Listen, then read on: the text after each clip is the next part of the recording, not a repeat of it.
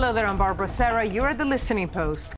On the 5th of December, thousands of Thais amassed in Bangkok to mark the 85th birthday of their monarch, King Bhumibol Adulyadej.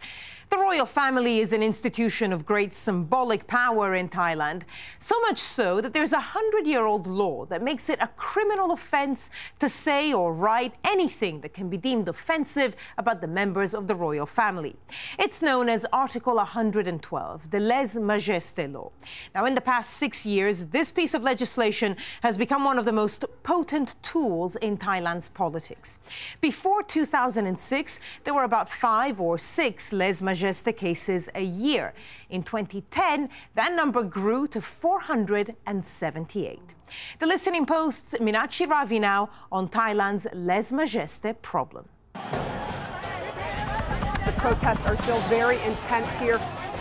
The situation has not gotten any better. The Red Shirt riots of 2010. Thousands in the streets of Bangkok protesting the military coup that deposed Prime Minister Thaksin Shinawatra in 2006. In Thailand, however, to criticize the coup is to implicitly criticize the king, because as head of state, he had the power to intervene, and he chose not to use it. So protesters were hauled into jail, nearly 500 of them charged with lese majeste, the crime of insulting the king.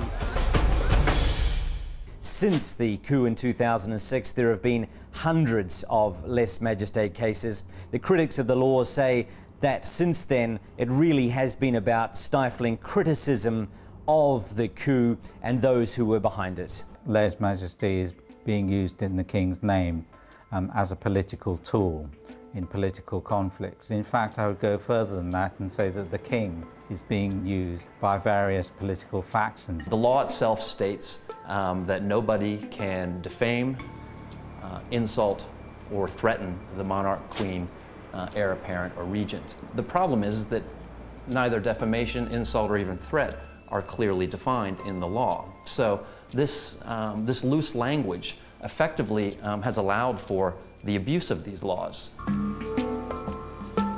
The lese majeste laws work as a kind of dragnet for political activists in Thailand. Anyone can be swept up. Chanin Klaiklung was a military man in the Thai Air Force. In 2010, he was suspended for posting allegedly offensive comments about the royal family on Facebook. How offensive, we don't know, and even if we did, we could be breaking Thai law by reporting it. Even reporting the specifics of lese majeste allegations can potentially land you in legal trouble. Something like that happened to Pravit Rojanafruk, a journalist working for the Thai paper The Nation.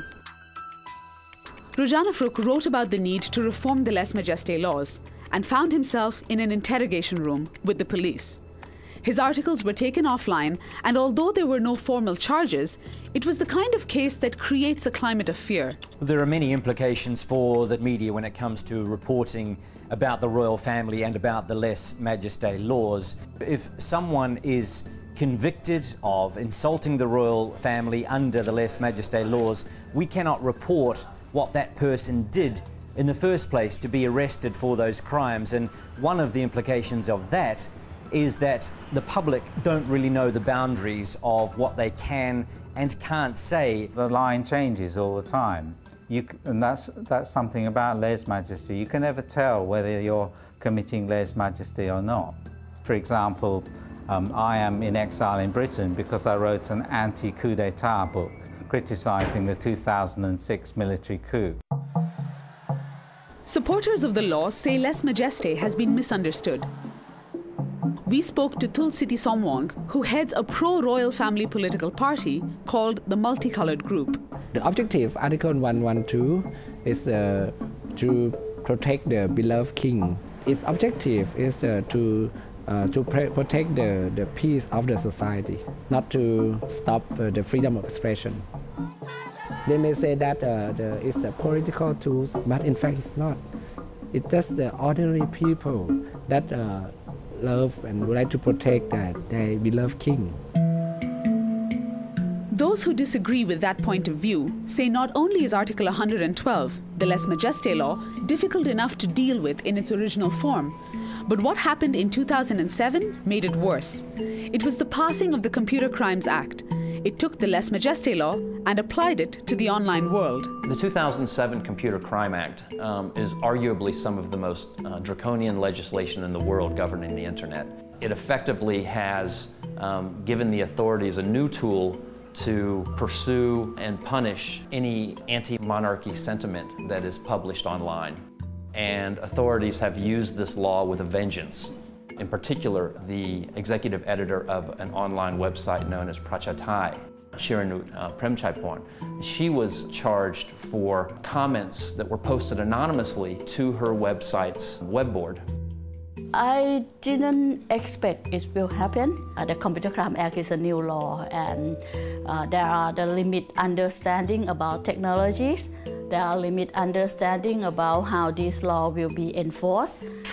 Unfortunately, the verdict is not come in favor of me. So it's confirmed that if you be a webmaster or you be just an intermediary of some website, and someone posts anything in your website, you can face these kinds of problems. And this is how to say, it's like accelerate the worrying trend of the lese majeste. The lese majeste law has a pervasive impact on journalism. When we tried to book a local camera crew to film this report for us in Bangkok, it wasn't easy because even speaking to someone about lese majeste can be career limiting in Thailand. The camera crew that shot the pictures in the report you're watching agreed to work with us on the condition that we would not reveal who they are. And the thing about lese majeste is this: you don't even have to be charged by the authorities to be sentenced.